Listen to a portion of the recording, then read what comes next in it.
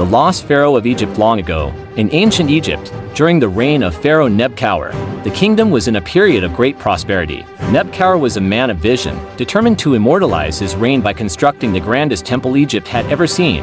Dedicated to Ra, the sun god, the temple would be built in the sacred city of Heliopolis, known for its connection to Ra. Nebkaure's ambition drove him to gather the finest architects, engineers, and laborers, putting all his wealth and resources into the monumental project. However, as construction began, a prophetess named Amenemhet arrived at the pharaoh's court. She was known for her wisdom and foresight. Upon meeting Nebkaure, she warned him of a grave consequence. "Pharaoh," she said, "your ambition will anger Ra. The gods will not allow you to surpass them. If you continue, Egypt will fall into darkness." Nebkaure, dismissing her warning, pressed forward with the temple's construction, convinced that Ra would be pleased by his devotion.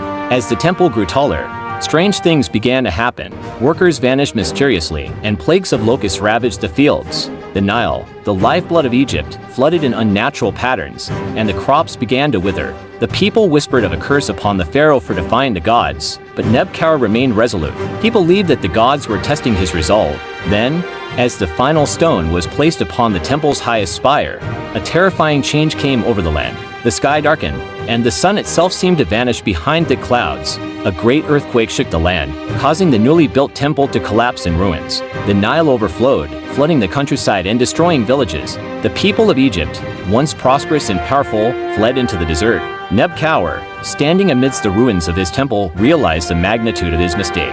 He had sought to challenge the gods, and in doing so, had brought ruin to his people. The sun, once the symbol of life and order, had abandoned them.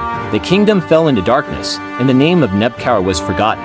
Years passed, and the temples and monuments to his ambition were swallowed by the sands of time. The people of Egypt moved on, but the tale of the lost pharaoh lived on as a cautionary myth. Beneath the shifting desert sands, the ruins of Nebkaure's grand temple remained silent, forgotten, and a lasting reminder of the price of hubris.